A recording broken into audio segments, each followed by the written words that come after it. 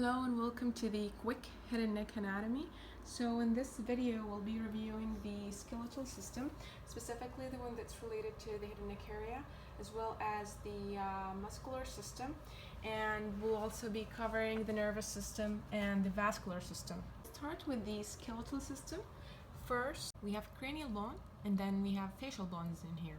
We have the frontal bone here, and then we have the maxilla and the mandible. So as we rotate this guy here, we'll see the other parts of the bones.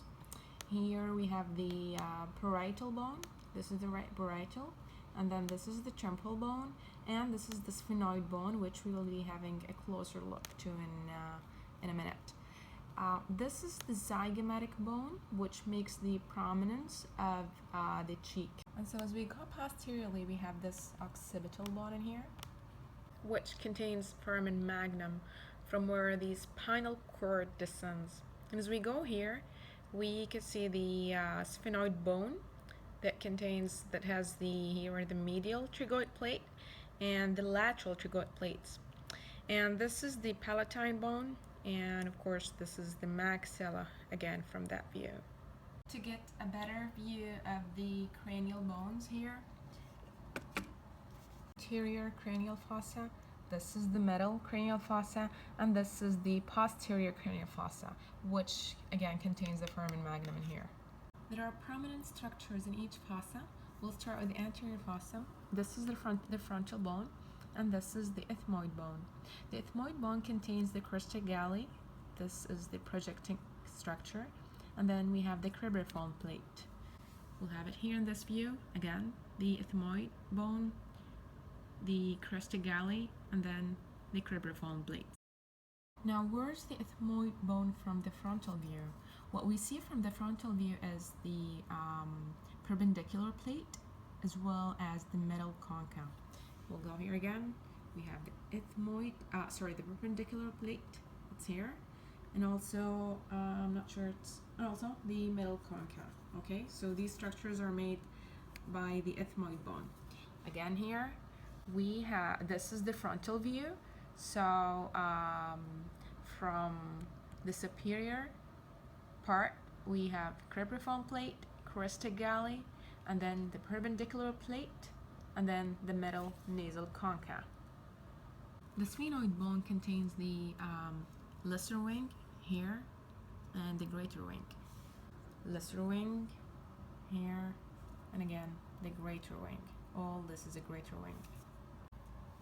So this is the sella turcica here, number 38, where the pituitary gland lies on top of it. And then we can find lateral to the sella turcica, cavernous sinus here, number 43, cavernous sinus on both ends. The sphenoid bone contains many foramina. There's large foramina in here, lateral to the sella turcica, that's called foramen lacerum, and this is foramen ovale and foramen spinosum in here. Also, there is foramen rotundum and a large one here, a large fissure that's called superior orbital fissure.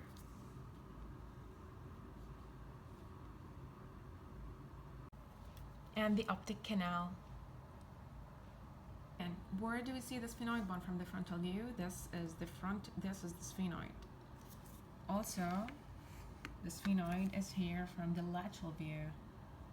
Again, we get a better view if we turn the skull to go posteriorly. We have the medial and the lateral pterygoid plates, medial and lateral. Again, it's here, the one highlighted in brown. This is the greater wing. This is the foramen ovale, and then foramen spinosum. This is the medial pterygoid plate, and this is the lateral pterygoid plate. What you find here in between the medial and lateral is the pterygoid fossa. The orbit is composed of 7 bones: maxillary bone, frontal bone, zygomatic bone, sphenoid bone, ethmoid bone, lacrimal bone, And then we have a very small bone in here. It's the palatine bone.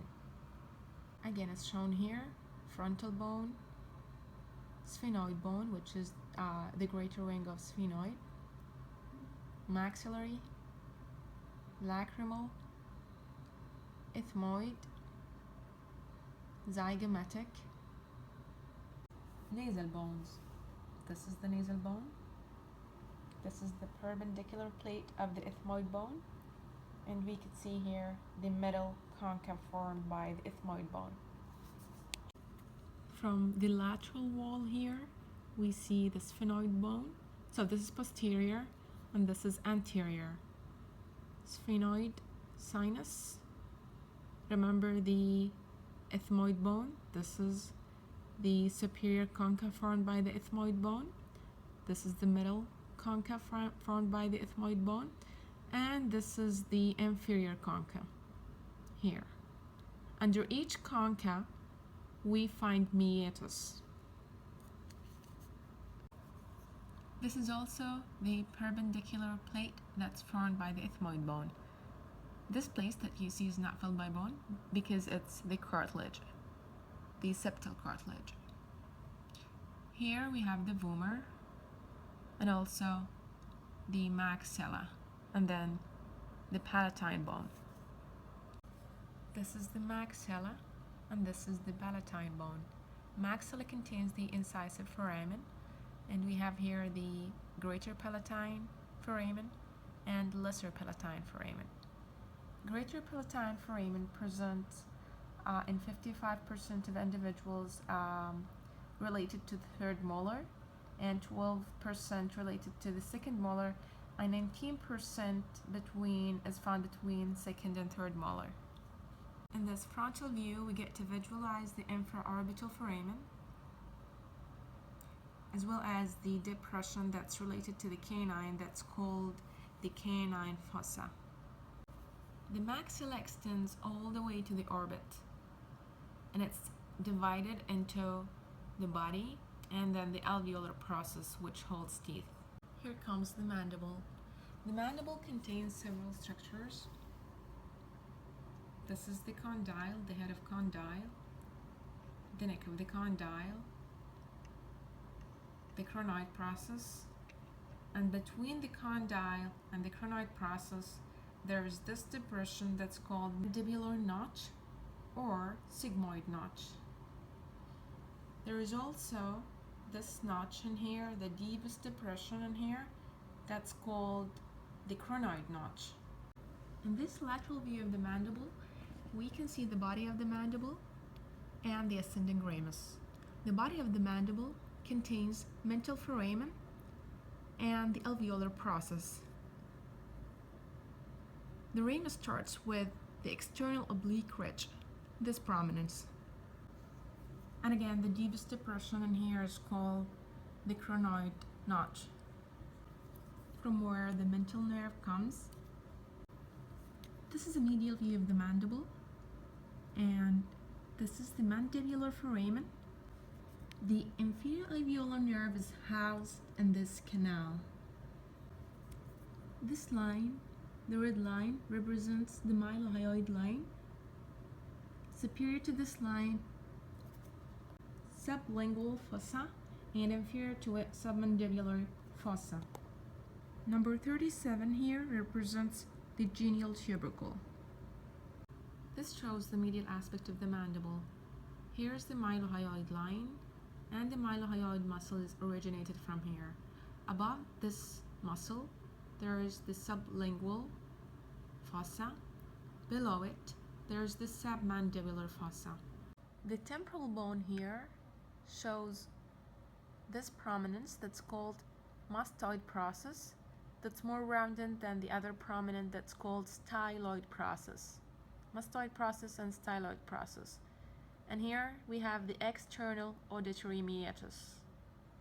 Below it, there is the tympanic plate. Temporal bone is divided into three portions. The one in here superiorly is called the squamous portion. The one near to the auditory, external auditory meatus, is called the tympanic portion. and the one that lies posteriorly is called the petrous portion. The condyle articulates with the temporal bone here in the articular fossa.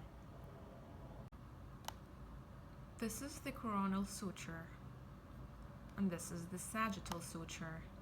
As we go posteriorly, we have the lambdoid suture. The lambdoid suture joins the two parietal bones with the occipital bone. This is hyoid bone. It's suspended inferior to the mandible, and there are many muscles attached to it superiorly. These are called suprahyoid muscles, and the muscles are attached to it inferiorly. These are called infrahyoid muscles. Alright, so let's add some muscles. Now, we have 5 groups of muscles: muscles of facial expression, muscles of mastication, hyoid muscles, muscles of the tongue, and finally we have muscles of the pharynx. Start with 2 muscles in the neck, 2 major muscles actually. This is the sternocleidomastoid because it's attached to the sternum. One head here is attached to the sternum, and the other one is to the clavicle.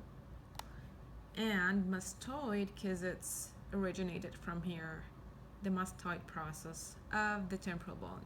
So the sternocleidomastoid. Now this is the trapezius muscle. It's a large one. The trapezius muscle, what trapezius muscle does is that it shrugs the shoulder like this. And what the SEM, the sternocleidomastoid, does is that it bends the head and neck exactly this way. Now let's go to the fun part, muscles of facial expressions. All these muscles are supplied by facial nerve, which is the 7th cranial nerve. We'll start off with the scalp region.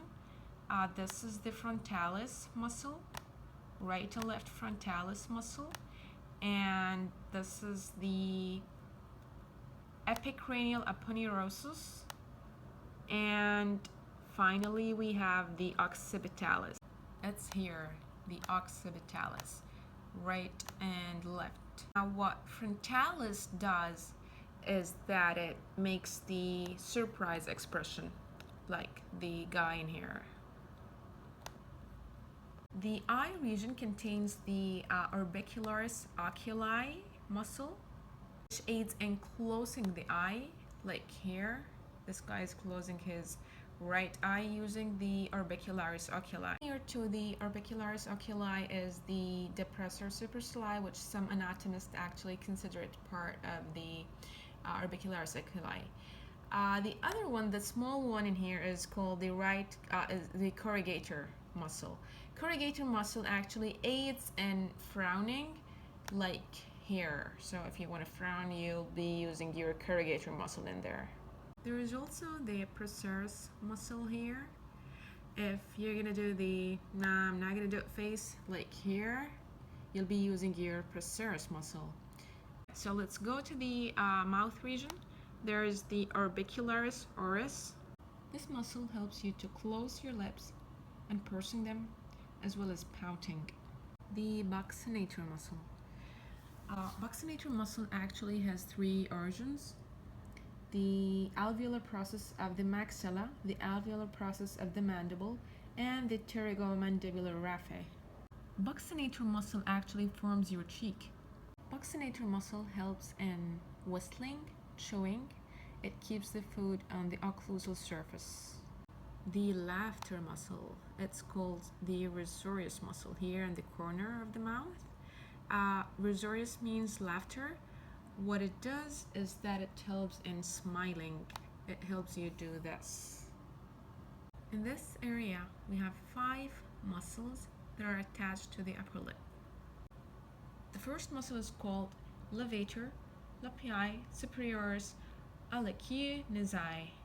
The name implies the action. It's called levator, which means it elevates the lip. Superioris means the upper lip, so it elevates the upper lip, And then there's the nasi. The nasi means what it does is that it helps and the nostrils, like here. The nostrils are dilated. The other one is the levator lapii superioris. Again, the name says levator, which means it elevates the upper lip. Just like here, the upper lip is elevated by this muscle. Third one is levator anguli oris. Again, levator, it elevates, oris, the lip, and then the anguli means the angle, so it elevates the angle of the lip. We'll go back one more muscle, because here is the zygomaticus minor and the zygomaticus major. These last two muscles in this area help in smiling and in doing this. So it elevates the lip and aids in smiling. Same thing applies in the mandible. Here is the depressor anguli oris, because it's a depressor, so it depresses the lip, because it says oris. And the anguli means the angle of the mandible. So what it does is this. It depresses the corner of the mandible, the angle. And the other one is the depressor lapii inferioris. It depresses the lower lip, like here. The lower lip is depressed. Mentalis muscle and platysma. Mentalis raises the chin and protrude the lower lip, like here. It protrudes the lower lip and it raises the chin.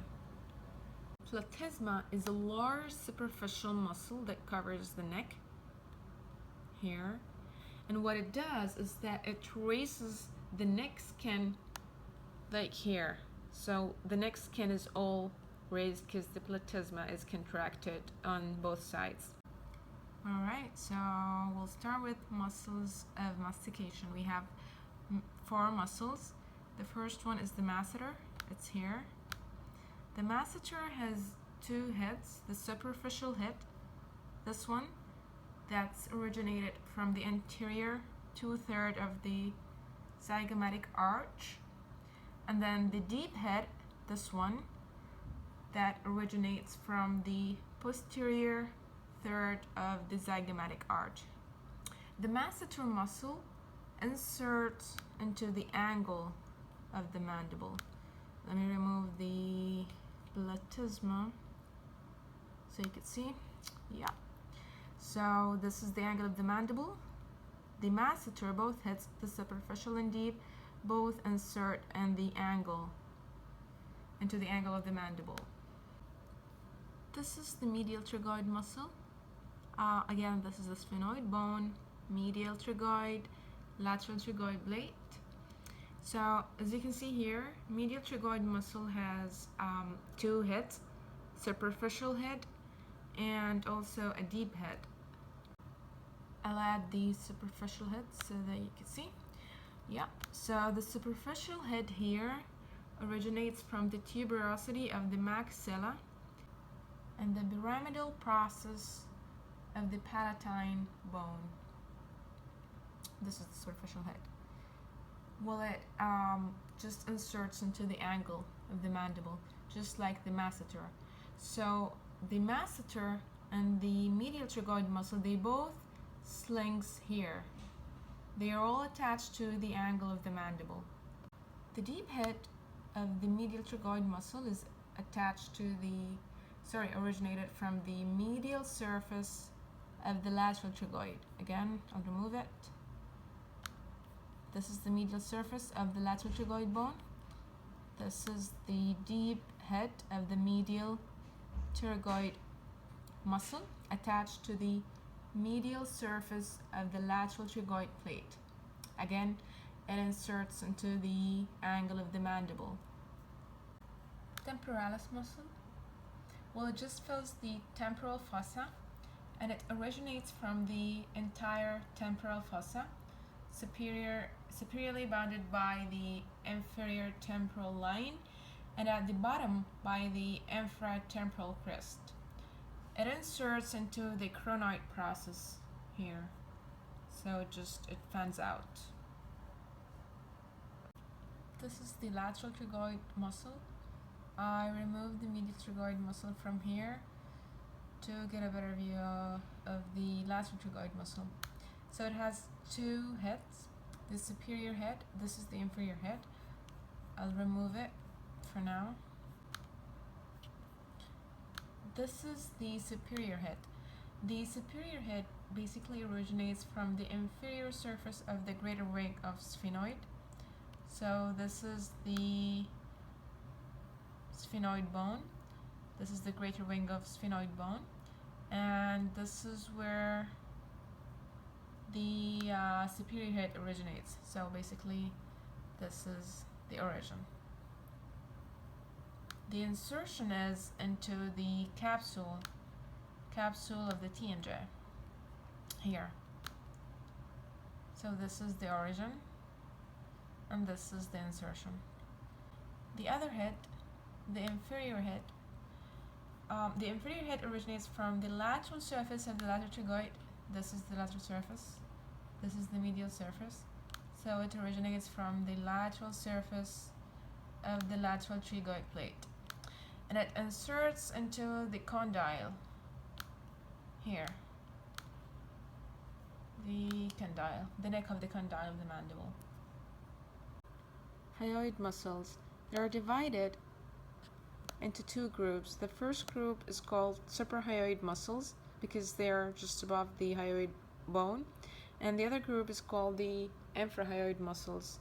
These are below the hyoid bone. This is the hyoid bone. We'll start with the superior belly, or we'll just call it the digastric muscle. The digastric muscle has anterior and posterior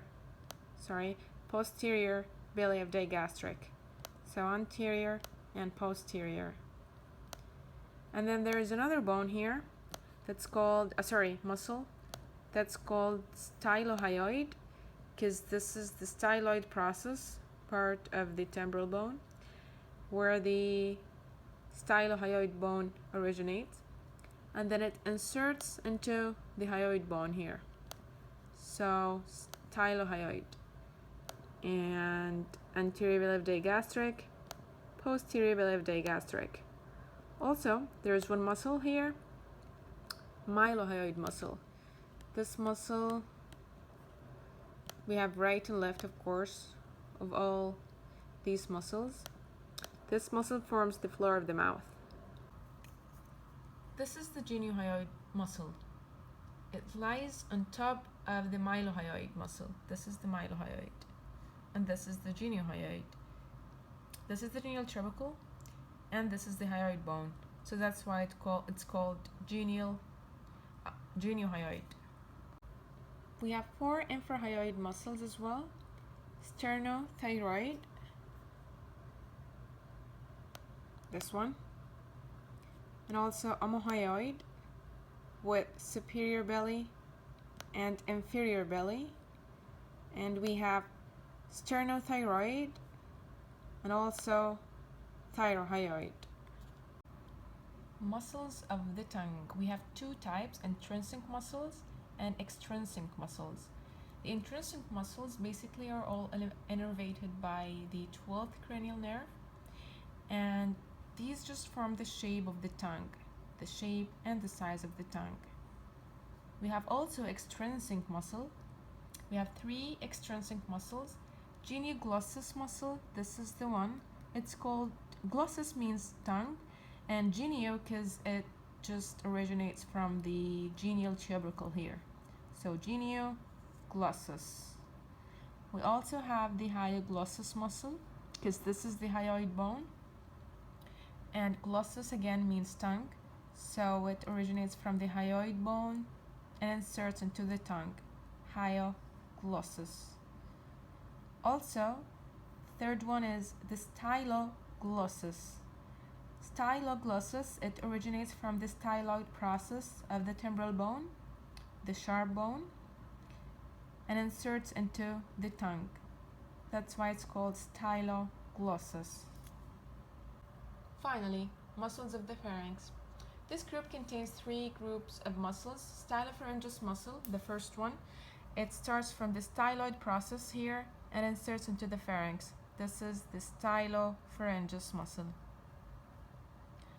The second group is the pharyngeal constrictor muscles, which has three parts: superior pharyngeal constrictor muscle, middle pharyngeal constrictor muscle, inferior pharyngeal constrictor muscle. Last group is the muscles of the soft palate. 5 muscles: palatopharyngeus, from the palate to the pharynx, levator veli palatini, it's here, and tensor veli palatini. So this is levator veli palatini and tensor veli palatini. Last one is the palatoglossus, from the palate to the tongue. Vascular system of head and neck. Before we start, we'll just highlight we'll get an overview of the vascular system. So there's the aorta, and the right side is different than the left side. The common carotid on the right side originates from the brachiocephalic artery in here. However, on the left side, we don't see brachiocephalic artery. It just originates from the aorta itself directly. So that's the first thing. The aorta on the right side is different than on the left side. On the right side, common carotid and subclavian arteries, they both emerge from the brachiocephalic artery. However, on the left side, the left common carotid and left subclavian artery emerge from the aorta directly. The second thing is that veins in the head and neck area is different because they all veins in the head and neck area contain no valves. They are valveless. The third thing is that when the common carotid, this one, is palpated against the larynx, this is the most reliable arterial pulse can be monitored. And just before the common carotid artery bifurcate, it has a swelling. I'll show it to you. There is a swelling here before it bifurcates. This is the common carotid, and so before it bifurcates, there is a sinus here that's called carotid sinus. This swelling is called carotid sinus. The two important arteries in the head and neck area are the internal carotid artery and the external carotid artery. The internal carotid artery has no branches in the neck. It goes directly to the cranial structures. So it supplies intracranial structures and contributes to the circle of Willis, and is the source of the ophthalmic artery, which supplies eye, orbit, and lacrimal gland. So the internal carotid artery has no branches in the neck, and it supplies the intracranial structures, and it also contributes to the ophthalmic artery, and that supplies eye, orbit, and lacrimal gland. Basically ophthalmic, which means it will supply eye structures. Let's go to the external carotid artery, because this is the artery that will be covered in details. This is the common carotid artery, and then at the level of the superior border of the thyroid cartilage, it bifurcates. So it gives the external carotid artery and the internal carotid artery. It has no branches in the neck, the internal carotid artery. How about the external carotid artery? Actually, this one, it supplies the extracranial tissues of head and neck area, and it has 4 sets of branches that are grouped according to their location to the main artery. So this is the main artery, and these branches are grouped according to their location to this main artery, which means we have some anterior, some posterior, and some medial, and some termination. So what do we have in the anterior? In the anterior we have 3 branches. These are the superior thyroid, this one is the lingual artery, and the facial artery. We're done with the anterior. How about the posterior? We have the posterior auricular artery, we have the occipital artery. We're done with the posterior. How about the medial? It's not shown in this figure, however it just goes medial, so this branch is called the ascending pharyngeal branch. Now the last group is called the terminal branches. Terminal branches are basically 2 terminal branches. First one is the superficial temporal artery, the other one is the maxillary artery. So this is the maxillary artery. One more time: anterior branches, posterior branches, medial, that's not shown in here, and termination, terminal branches. We'll start with the anterior branches. The superior thyroid artery. Well, this is the hyoid bone. So as you can see, this artery just goes beyond inferior to the hyoid bone, which means it supplies infrahyoid structures, including infrahyoid muscles, the SCM, sternocleidomastoid muscle, and muscles of the larynx, and the thyroid gland, of course. The other one, the lingual artery. Well, the lingual artery supplies tissues that are superior to the hyoid bone, including suprahyoid muscles and floor of the mouth and the tongue as well. This is a better figure for the lingual artery. It shows here the hyoid bone. The lingual artery is superior to the hyoid bone, and the lingual artery supplies muscles that are superior to the hyoid bone, suprahyoid muscles, floor of the mouth, and the tongue. Do you see this branch that comes of the lingual artery? This is the sublingual artery. So it supplies the mylohyoid muscle here. This is the mylohyoid muscle. Over here, this is the mylohyoid.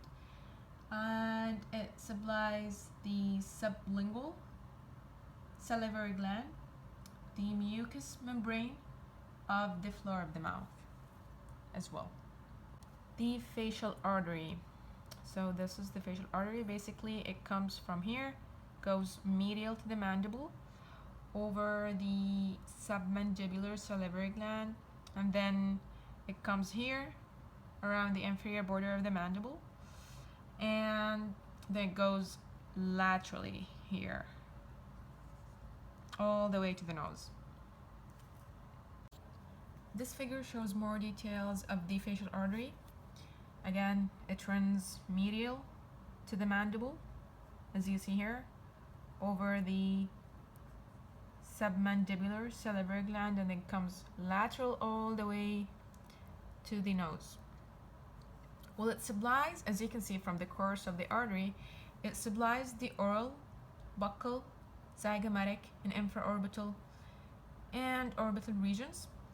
Again, oral, buccal, and then it goes to the zygomatic area, infraorbital, and the orbital region. The facial artery has 5 branches: ascending palatine, glandular and submental artery, inferior labial artery, superior labial artery, and finally the angular artery. The ascending palatine in here goes to the soft palate, to the palatine muscles, and to the tonsils. So this one, the ascending palatine, is the source of bleeding and tonsillectomy. The other one here the glandular branches with the submental artery. These goes to the submandibular gland and submandibular lymph nodes, mylohyoid muscle, and the digastric muscle.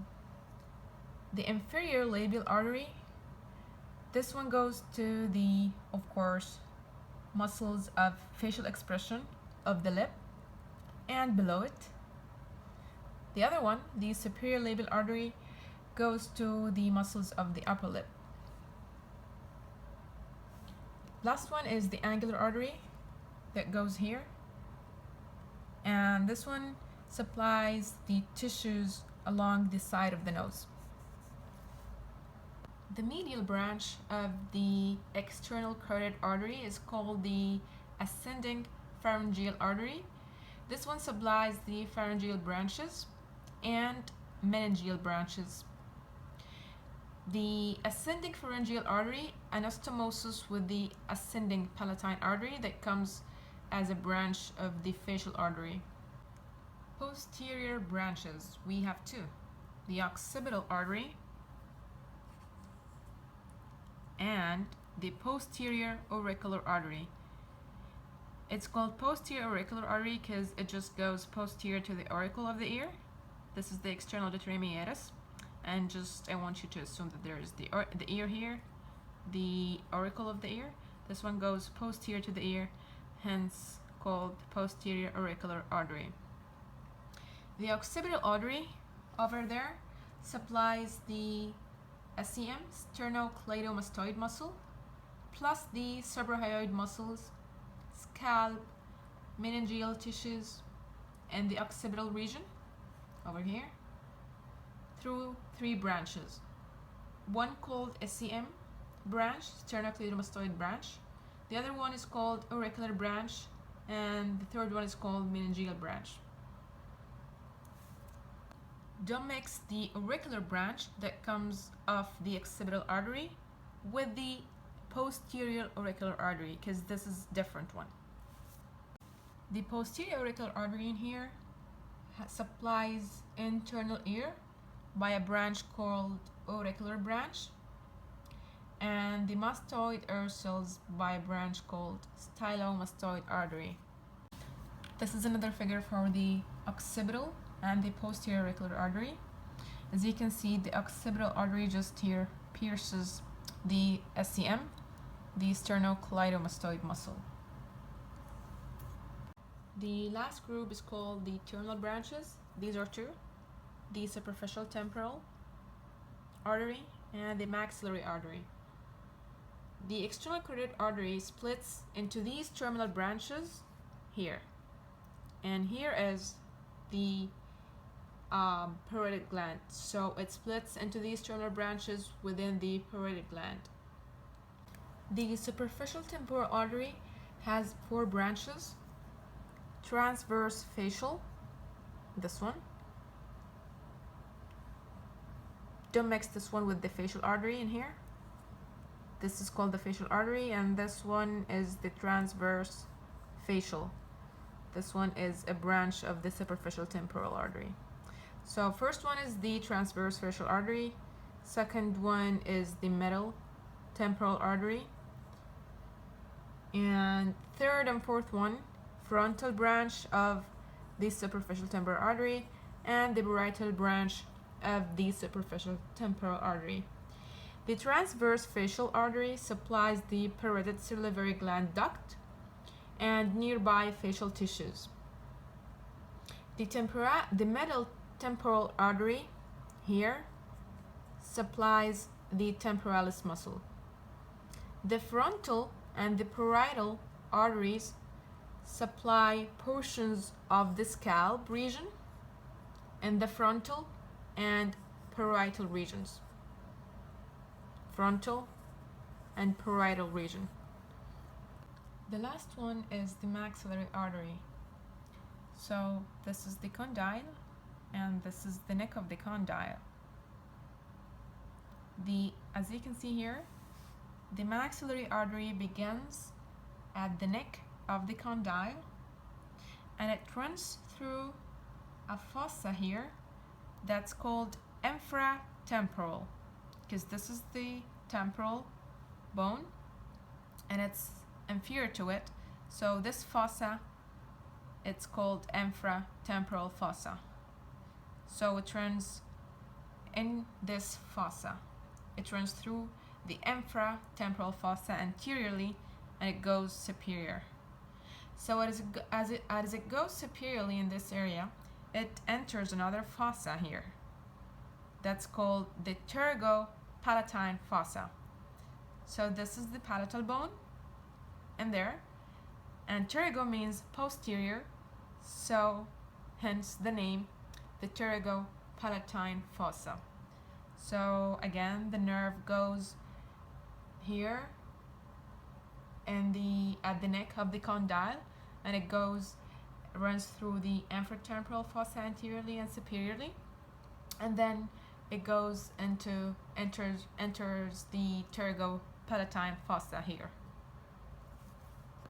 Since the artery passes through the infratemporal fossa and the pterygopalatine fossa, you'll find the branches distributed according to the fossa that it passes through. So we have 4 branches in the infratemporal fossa, and we have 3 branches in the pterygopalatine fossa. The 4 branches in the infratemporal fossa are the inferior alveolar artery, middle meningeal artery, posterior superior alveolar artery, and several muscle branches. The branches that go in the pterygopalatine fossa: infraorbital artery, descending palatine artery, and the sphenopalatine artery. So we have here in the infratemporal fossa 4 branches. The inferior alveolar artery, it has mental branch, incisive branches, and a mylohyoid branch that goes to the mylohyoid nerve muscle. Another one is called the middle meningeal artery. It's here. This middle meningeal artery goes to the meninges, and we have several muscle branches. Masseteric artery that goes to the masseter, and then pterygoid arteries that goes to the pterygoid muscles, and deep temporal arteries that go to the anterior and posterior portions of temporalis muscle, and buccal artery here. The last branch is the posterior superior alveolar artery, and here. The other arteries that pass through the pterygopalatine fossa are infratemporal artery here. So the infratemporal artery basically just enters through the infraorbital fissure, and then through the infraorbital canal, and exits through the infraorbital foramen. And it gives branches that are superior, that are called anterior superior alveolar artery here, and some orbital branches here. The other 2 branches are the sphenopalatine artery and the descending palatine artery. So it's called descending because it descends here in the pterygopalatine canal. So the descending palatine artery in the pterygopalatine canal gives off 2 branches: the lesser palatine artery and the greater palatine artery. The other one is the sphenopalatine artery.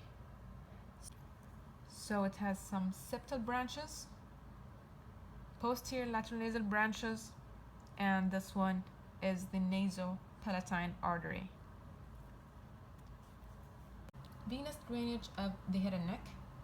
The internal jugular vein here drains the brain as well as most of the other tissues of the head and neck area, whereas the external jugular vein drains only a smaller portion of the extracranial tissues. We'll be talking about four main veins. The facial vein here, the retromolar vein. It's called retro because it's posterior to the molar area, so retromolar vein, the internal jugular vein, and the external jugular vein. Head and neck veins are valveless, and anastomosis is very common. As you can see here, the retromolar is anastomosing with the facial and the internal jugular vein. We'll start with the facial vein. It drains into the internal jugular vein. So the facial vein starts or begins at the medial corner of the eye here, and with the junction of the supratrochlear and the supraorbital veins that anastomose with the ophthalmic vein over here. This provides a communication with the cavernous sinus. So this is the cavernous sinus. As you can see here, the supraorbital with the supratrochlear anastomose with the ophthalmic vein, and this provides a anastomosis with the or communication with the cavernous sinus. And here, this is the cavernous sinus. As you can see here, the facial vein receives branches from the same areas that are supplied by the facial artery, and there are important branches in here. These are the superior labial vein, the inferior labial vein, and also the lingual veins and some submental veins. There is anastomosis with deep veins like the one in here, the tragoid plexus, and the retromolar vein, and then it joins the internal jugular vein. Retromolar vein. Well, retromolar vein is formed by the merger of the superficial temporal vein and the maxillary vein. So basically it's formed by the superficial temporal and the maxillary vein. It then forms the external jugular vein. So as you can see here, the external jugular vein is formed by the retromolar vein. Just imagine that there's the salivary gland in here, the parotid salivary gland. So it emerges from the parotid salivary gland and it courses inferiorly, then drains areas that are similar to those supplied by the superficial temporal artery and the maxillary artery. The retromolar vein divides inferior to the parotid gland into anterior division and posterior division. The posterior division basically forms the external jugular vein, and it continues to the surface on the surface of the sternocleidomastoid muscle. The anterior division, however, joins the facial vein. The maxillary vein. The maxillary vein drains areas that are supplied by the maxillary artery. And there's the tragoid plexus in here. The tragoid plexus of veins protects the maxillary artery from being compressed during mastication. The posterior superior alveolar vein over here, it drains into the pterygoid plexus and drains the maxillary teeth. So after it drains the maxillary teeth, it drains into the pterygoid plexus. The inferior alveolar vein also drains into the Trigeminal plexus. And the inferior alveolar vein drains the areas from the chin and the mandibular teeth. From the chin and the mandibular teeth, and then it goes to drain into the Trigeminal plexus. Both ophthalmic vein and the Trigeminal plexus are communicating with the cavernous sinus. The internal jugular vein leaves the skull through the jugular foramen and runs with the common carotid artery, and then it merges with the subclavian vein here. The external jugular vein is the posterior division of the retromolar vein, so this is the posterior division, and then it terminates again in the subclavian vein, just like the internal jugular vein. And this vein, the external jugular vein, is superior to the SCM, the sternocleidomastoid muscle. Okay, so last but not least, we will cover the nervous system. So to cover the nervous system, we'll basically be talking about three main things. The first thing is the cranial nerves, and then we'll talk in great details about the facial nerve and the trigeminal nerve. So let's just get around here. So let's just get ourselves oriented with the foramina in here and what gets out of each foramen. In the anterior cranial fossa, we have the cerebrospinal plate. So cranial nerve number 1 just gets out of here. And here we have the optic canal, and cranial nerve number 2 gets out of here. And then we have here the superior orbital fissure. I'll just show it to you. It's over there. So basically this is the superior orbital fissure here. And what gets out of this fissure is the oculomotor, the trochlear, and the fifth cranial nerve. To be very specific about that, we'll have the V1 that gets out of this superior orbital fissure. And then we have foramen rotundum, again the very rounded foramen in here, the foramen rotundum in here, and cranial nerve number 5, to be very specific again, that is the maxillary branch.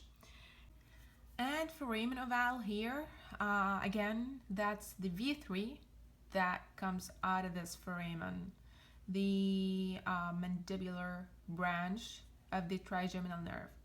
So we'll go back one more step for the superior orbital fissure. There are 3 branches that get out of this that fissure: the oculomotor, the trochlear, the V1 of the trigeminal, and the abducent nerve. That's number 6, the cranial nerve number 6. And in the posterior cranial fossa, we have the auditory canal in here. So cranial nerve number 7 and number 8 just get out of this canal, and this is the jugular foramen. What gets out of it is the cranial nerve number 9, number 10, and number 11. So cranial nerve number 12, which is the last cranial nerve, gets out of this foramen here. That's called the hypoglossal foramen. What passes through the cerebrospinal plate is cranial nerve number 1, which is olfactory, that goes to the nasal mucosa, sensory. And here, the optic canal, we have the optic nerve that goes to the retina of the eye, again, a sensory nerve. And in the superior orbital fissure, we have 4 nerves. The first one is the oculomotor, that goes to the muscles of the eye. This is a efferent nerve, which means that this is a motor nerve. And all the eye muscles are supplied by the oculomotor, except for the lateral rectus that's supplied with the abducent nerve. That's cranial nerve number 6, that passes through that fissure again. And what also passes through that fissure is cranial nerve number 4, which is the trochlear nerve, that goes to the superior oblique muscle. And the final nerve that passes through that fissure, the superior oblique fissure, is the trigeminal. To be very specific again, that's the first branch, the V1, which is the ophthalmic nerve. And we'll talk about that, like I said, in great detail. And again here, the foramen rotundum. What passes through the foramen rotundum is the second branch of the trigeminal nerve. That's the maxillary nerve, the V2, over here. And the foramen ovale, what passes through it is the last branch of the trigeminal nerve. That's the mandibular branch. So the posterior cranial fossa, what passes through the auditory canal is the facial nerve. We'll talk about it in great detail again. Also, the vestibulocochlear nerve that also passes through this canal, the auditory canal. So, the jugular foramen, 3 nerves. Glossopharyngeal nerve, cranial nerve number 9. Vagus nerve, cranial nerve number 10. Cranial nerve number 11, that's the accessory nerve that also passes through this foramen. Last foramen in here for the cranial nerves is the hypoglossal foramen. The hypoglossal foramen is for the, again, the name just says hypoglossal, so this means this is the last cranial nerve, that is hypoglossal nerve. So right now we'll be talking about the trigeminal nerve in really great details. That's the first one, the first division of the trigeminal nerve, that's the ophthalmic nerve. And then the V2, that's the maxillary nerve. And then last one is the V3, which is the mandibular nerve. So excuse my drawing, because you'll be living with these drawings for the coming 5 minutes. What I advise, my advice to you is that you could just grab a piece of paper, because anatomy is all about drawing, especially when it comes to the nervous system and the vascular system. These are really, like, you cannot really imagine it if you cannot draw it yourself. You won't be able to memorize that. So, and before we go in deep details, I'd like to just give you some stuff related to the efferent and efferent nerves, because efferent nerve is the motor nerve that carries information away from the brain or the spinal cord. So efferent mainly means motor nerve. Afferent nerve, however, with the A, the afferent nerve is a sensory nerve that carries information from the periphery of the body to the brain or the spinal cord. So it carries information to the brain from the periphery. The efferent, however, the efferent nerve just carries information away from the brain or the spinal cord to your muscles. I also want you to know some color codes. The black means sensory branches. Blue color means parasympathetic fibers. The one here in pink means foramina or fissures. Yellow means motor branches, and green, sympathetic fibers. This one in red, of course, is an artery. The first division of the trigeminal nerve is the ophthalmic nerve. Like I said, it goes, it enters the skull through the superior orbital fissure, and it has 3 main divisions: frontal, lacrimal, and nasociliary. The frontal branch is basically a merger of the supratrochlear and the supraorbital nerve. The supratrochlear nerve goes to the bridge of the nose and the medial portion of the upper eyelid and the forehead. The supraorbital nerve, however, just go and passes through the superior orbital foramen, or if the foramen is incomplete, then it's called the notch. So it passes through this notch or foramen, and then it goes to the forehead and the anterior scalp. The second branch is the lacrimal nerve. Again, lacrimal, which means it goes to the lacrimal gland. The lacrimal gland is just lateral to the eye, so this nerve just goes to the lacrimal nerve. And I'd like to make a quick hint in here. This is a sensory nerve, so it's not motor nerve, so it has nothing to do with the secretion of the eye tears. Because lacrimal gland is a gland, so there has to be something that's parasympathetic that's responsible for the secretion of the tears from the lacrimal gland, and we'll talk about that in a minute. This nerve also goes to the upper eyelid and the conjunctiva. Nasociliary nerve, so naso means it goes to the nose definitely, and then ciliary means it's going to the eye. And as we can see here, the first branch that goes in here is the infratrochlear nerve, and before it becomes the infratrochlear nerve, it just has two branches, the anterior ethmoidal nerve and the posterior ethmoidal nerve. So this one, the anterior ethmoidal nerve, goes to the nasal cavity, the anterior ethmoidal, and then goes to the paranasal sinuses. We also have the ciliary nerve here, the one in here, it also called ciliary nerve. This one is a short one, and this one is a long one. These are responsible for the eyeballs. And what we have here, like we said, the infratrochlear nerve, because at the end here it becomes the infratrochlear, and it goes to the skin of the medial portion of the eyelids and the side of the nose. The second branch of the trigeminal nerve is the maxillary nerve. This one seems a bit intimidating, but don't worry, we'll break this down for you. So, maxillary nerve exits the skull through, or into the skull through, the foramen rotundum. Before we talk about the branches of the maxillary nerve, you have to know that the maxillary nerve is in the pterygopalatine fossa, and it has a ganglion that's name is the pterygopalatine ganglion. What is this ganglion for? Basically, the ganglion serves as a relay station for parasympathetic nerves that arise in the facial nerve. So this is the facial nerve, and we'll talk about the facial nerve in great detail, so don't worry about this. The facial nerve just passes through the pterygopalatine ganglion for relay for sympathetic, as a sympathetic nerve fibers.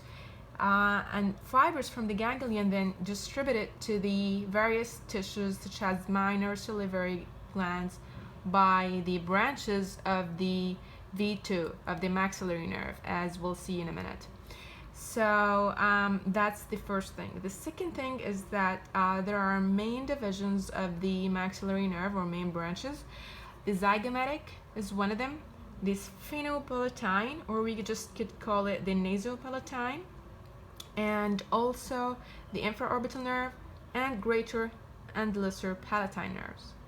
So we'll start with the zygomatic nerve. Remember what we said about the lacrimal nerve here and the V2, that this is just a sensory and it's not parasympathetic, so it has nothing to do with the tears of the eye.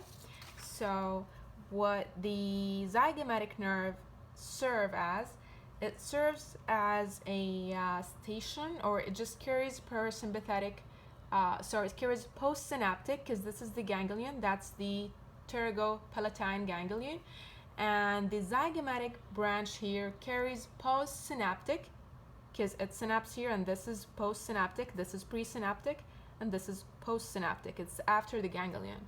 So it carries postsynaptic parasympathetic fibers to the lacrimal gland through the temporal branch, zygomatico-temporal nerve branch of the zygomatic nerve.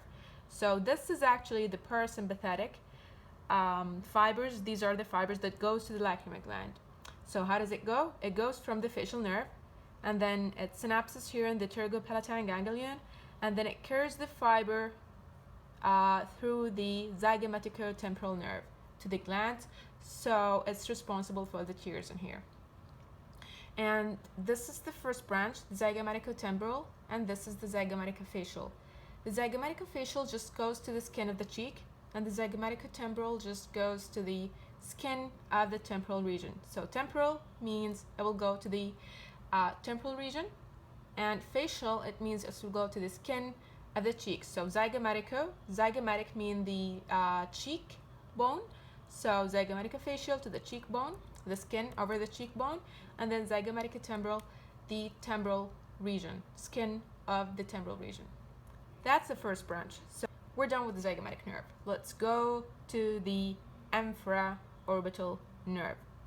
So the infraorbital nerve goes here and then passes through the fissure to exit the skull, the infraorbital fissure, and then after it exits the skull, it goes to the infraorbital foramen here.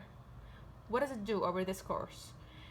Well, it gives the three branches: the posterior alveolar nerve, the posterior alveolar nerve, the middle alveolar nerve, and the anterior alveolar nerve. These nerves just go to the teeth and the buccal gingiva and the periodontium. Anterior goes to the anterior teeth and its buccal gingiva and the periodontium. The middle goes to the premolars and the mesiobuccal root of tooth number 6, and its and it also gives some branches to the buccal gingiva and periodontium.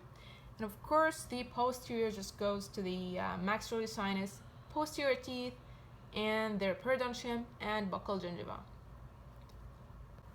What does the infraorbital nerve do? It also gives some cutaneous branches to the upper lip, to the medial portion of the cheek, to the lower eyelid, and side of the nose.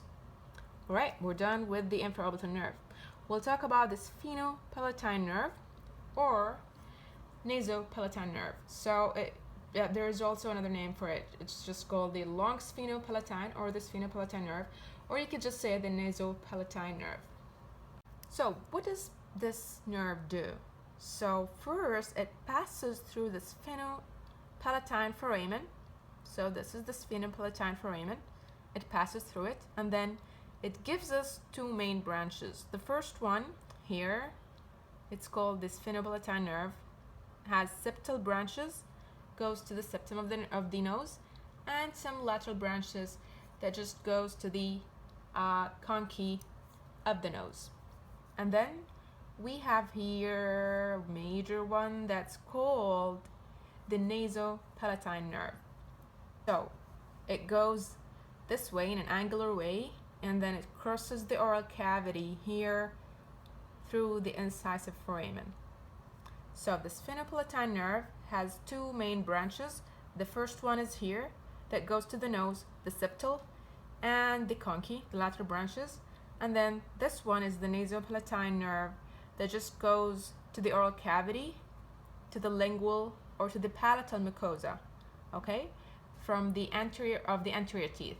So it just exits to the oral cavity through the incisive foramen. So the remaining is the greater palatine and the lesser palatine. There's also another name for the greater palatine, which called the anterior palatine, because if you remember the location of the greater palatine foramen, it's anterior to the lesser palatine. So there is a greater palatine foramen, and there's also a lesser palatine foramen. The greater palatine foramen is anterior, so hence the name, anterior palatine nerve. And also another name for the lesser palatine is the posterior palatine, because the lesser palatine foramen is posterior to the greater palatine. So what do, these nerves? The first one here, this is a pterygopalatine canal that let the greater and the lesser palatine pass through, and then they exit through the foramina in here. Greater palatine foramina, lesser palatine foramina.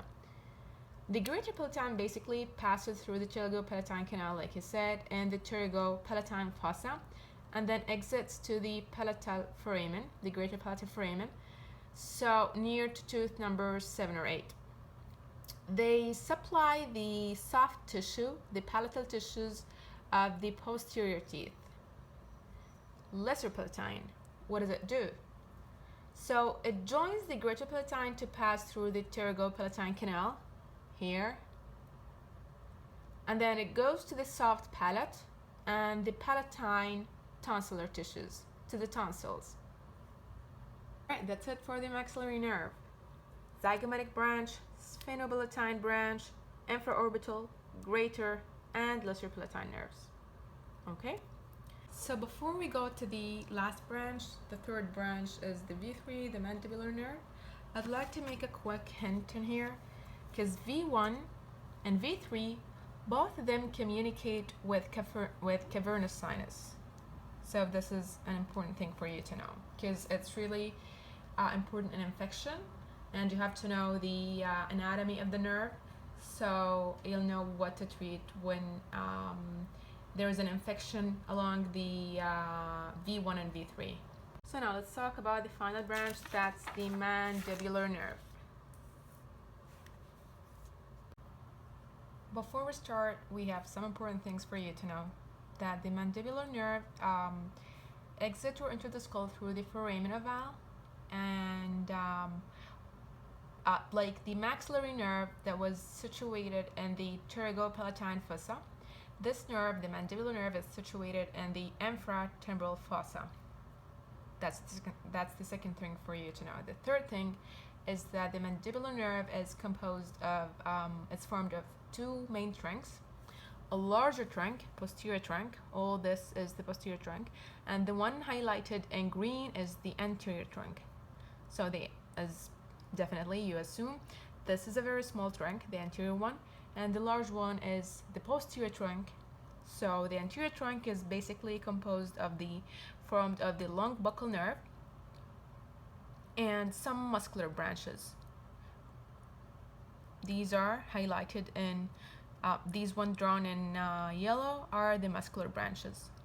So anterior trunk, and all this in black is the posterior trunk. Also, before it divides here into anterior and posterior branches, there is one branch here that's called the dural branch, because it goes to the meninges. And there are also some branches here, the tensor vellae palatini and the tensor tympani. The dural branch enters the skull through the foramen spinosum, along with the middle meningeal artery, which explains the headache that some people go through when they have some teeth pain. So because there's a middle meningeal artery that just joins the dural branch of the V3. V3 also supplies the teeth, so that's why. We'll start with the long buccal. The long buccal branch here supplies the skin of the cheek, buccal mucosa of buccal mucous membrane, and buccal gingiva of mandibular posterior teeth. Where is it located, this long buccal guy? It's located on the surface of the back of the buccinator muscle, then travels posterior in the cheek deep to the masseter muscle. The muscular branches here highlighted or drawn in yellow basically are motor branches of the trigeminal nerve, of exactly the mandibular division. So the first one here is the deep temporal nerve that goes to the temporalis muscle and has anterior and posterior branches, and then the medial nerve to the nerve to the lateral tragoid that goes to the lateral tragoid muscle, and the masseteric nerve that supplies the masseter, and some small branches just supply the TMJ. And just like the maxillary nerve has a ganglion that's called the pterygopalatine ganglion, there is a ganglion here called the otic ganglion near to the foramen ovale. So since there's a ganglion, there has to be some parasympathetic fibers, and these fibers has to be carried on some nerve fibers in here. The fiber here arise from the parasympathetic fibers arise from the lesser petrosal nerve. It's a branch of the glossopharyngeal nerve. That's all you need to know about it. And then it travels from the otic ganglion. So after postsynapsis, it just accompanies the auriculotemporal nerve to go to the parotid gland. So the auriculotemporal nerve, what it does is that it carries some parasympathetic nerves to the parotid gland, and also it has some sensory. The auriculotemporal nerve itself is a sensory nerve for the external ear and the scalp. Okay? Okay, so here is the lingual nerve. So as you see, it just formed from the afferent branches from the body of the tongue, since it serves for general sensation for the body of the tongue, floor of the mouth, and the lingual gingiva of mandibular teeth, all mandibular teeth. As you can see here, there is another nerve fibers that accompanies the lingual nerve, and there is also here some parasympathetic fibers. Well, this one, the first one in blue, is parasympathetic fibers. These are coming from cranial nerve number 7, facial nerve. So it passes through the pterygotympanic fissure, and we'll see the facial nerve in detail. So this one passes through the pterygotympanic fissure, and then it goes with the lingual nerve, and then through the submandibular ganglion to the submandibular gland. Well, the nerve is it communicates with the submandibular ganglion located superior to the deep loop of the submandibular gland. So this one, the parasympathetic, is for the gland to secrete saliva. What about this one, the one in here in brown that you see on top of the blue one? So this one is also coming from the facial nerve. It's called chordotympany nerve. The chordotympany nerve here, it serves for the located just for the taste, you know. So all general sensation are carried by the lingual nerve except for the taste sensation. These are by the chordotympany that just accompanies the lingual nerve. So it's coming from the facial nerve, cranial nerve number 7. So both the chordotympany and the other one, the parasympathetic fibers, are coming from the cranial nerve number 7, the facial nerve. But the lingual nerve itself, it just it serves for general sensation for the body of the tongue, again, floor of the mouth, and lingual gingiva of all mandibular teeth. The nerve goes a short distance posterior to the roots of last mandibular molar tooth, that's the third molar if it's present, and is covered by very thin mucosa lingually, so it can be endangered by dental procedures like extraction of the third molar, this lingual nerve. The inferior alveolar nerve, it comes from here, and then before it enters the mandibular foramen to go into the mandibular canal here, the inferior alveolar canal, there is a nerve here that's in yellow, so it's a motor nerve since it's in yellow. This motor nerve is called the mylohyoid nerve. The mylohyoid nerve joins the inferior alveolar nerve before it enters into the mandibular foramen. So the nerve itself, the inferior alveolar nerve, it's posterior and slightly lateral to the lingual nerve, so it's posterior, and it's also slightly lateral to the lingual nerve. Also, before it enters the mandibular foramen, it travels lateral to the medial tragoid muscle in the pterygomandibular space between the sphenomandibular ligament and the ramus of the mandible. And then it goes here, the inferior alveolar nerve, it goes here until it exits the mental foramen. So when it exits the mental foramen, it supplies the chin, the lower lip, the labial mucosa of mandibular premolars, and anterior teeth. So it exits through the mental foramen. The mental foramen is between the first and second premolars, and then it goes anteriorly to merge with the incisive nerve anteriorly. And then the incisive nerve, the incisive nerve is a sensory nerve that's composed of dental branches from the mandibular premolars and anterior teeth. So your take-home message is that all mandibular teeth are supplied with the inferior alveolar nerve. We're talking about the pulp and the periodontium.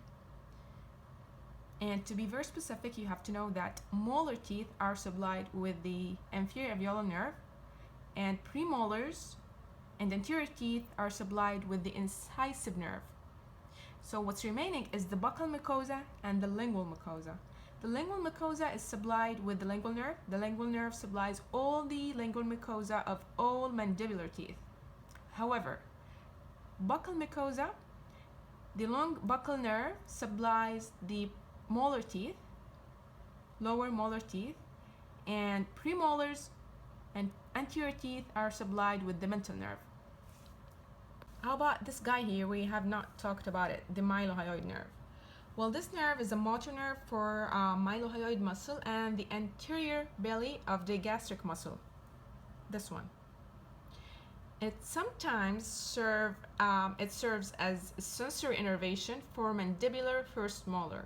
So if you're anesthesia filled, this means that sometimes mylohyoid just supplies the first molar, the mandibular first molar.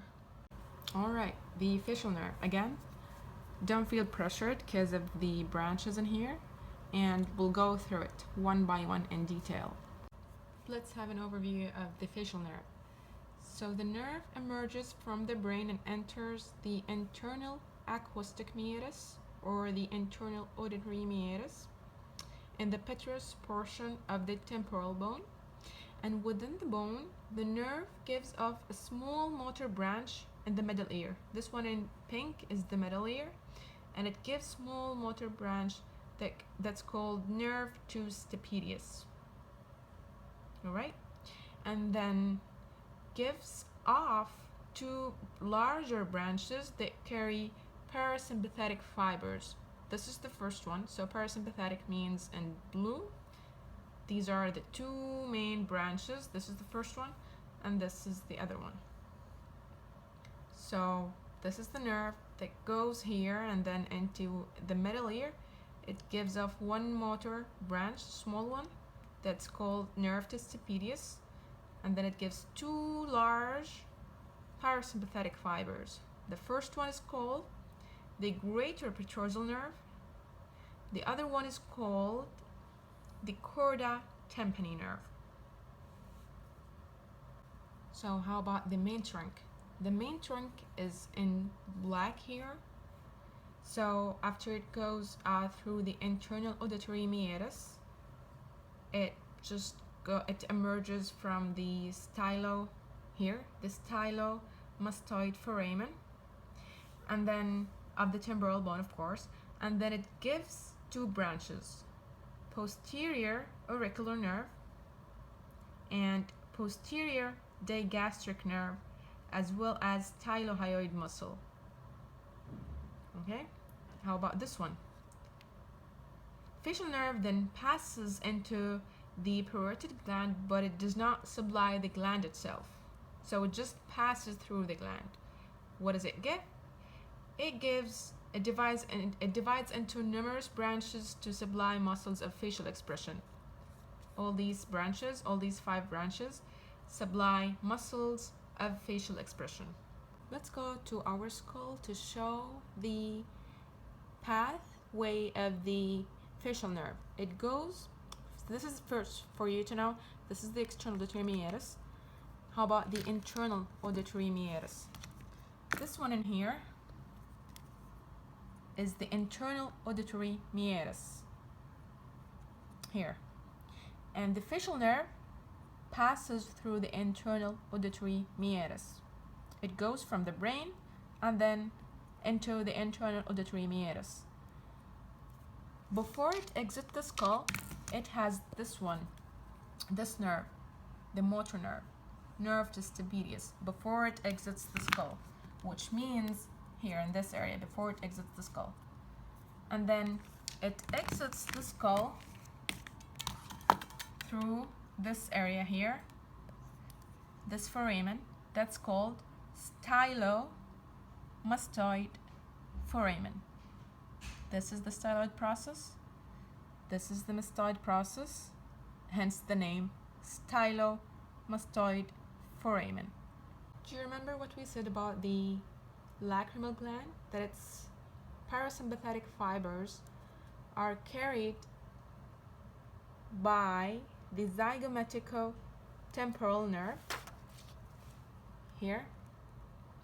This is the zygomaticotemporal nerve, and the blue line is the parasympathetic fibers, and these are coming from the facial nerve to go to the lacrimal gland for tears. This is the exact track. So the nerve responsible for that is called the petrosal nerve. It passes through the pterygopalatine ganglion for preganglionic parasympathetic fibers to the pterygopalatine ganglion. This takes place in the pterygopalatine fossa, and the post-ganglionic fibers join the branches of the maxillary nerve to be carried to the lacrimal gland via zygomaticotemporal nerve to the lacrimal gland in here. This nerve also serves for other purposes. It has some sensory fibers for taste sensation in the palate,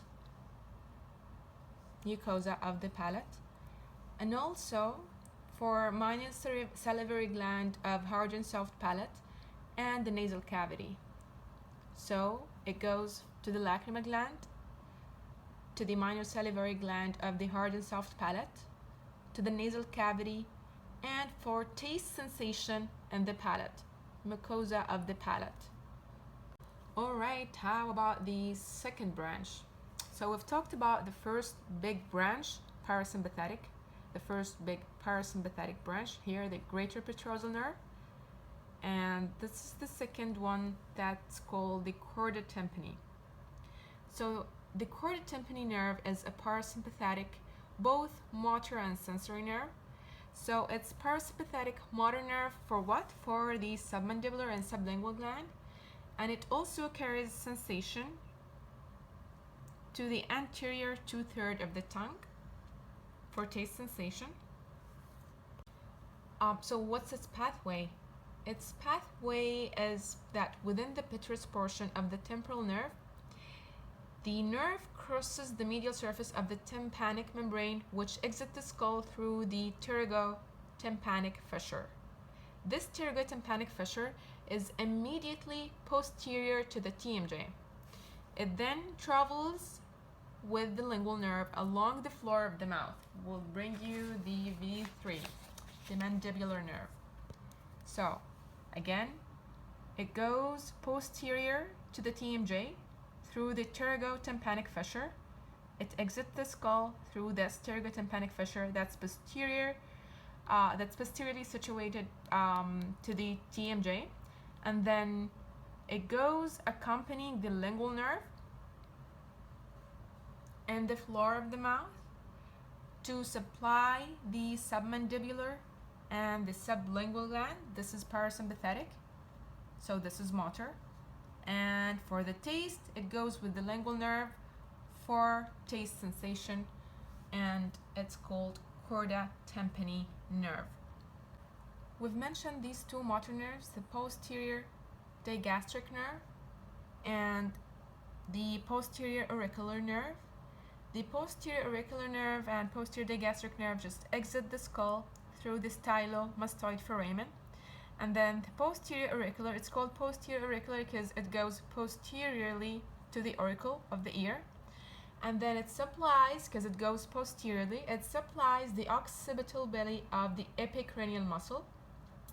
And the other one, the posterior digastric nerve, it supplies the posterior belly of the gastric muscle. So this is a quick review for you. Do you remember what supplies the anterior belly of the gastric muscle? You better do. This is the one that supplies the anterior belly of the gastric muscle. It's called the mylohyoid nerve. It supplies the mylohyoid nerve, and then the anterior belly of the digastric muscle through V3, mandibular nerve. All right, how about the third one? It's not shown in here. It's called the stylohyoid nerve, and because it's called stylohyoid, it supplies, obviously, the stylohyoid muscle. Last branch is these branches, the branches that goes to supply muscles of facial expression.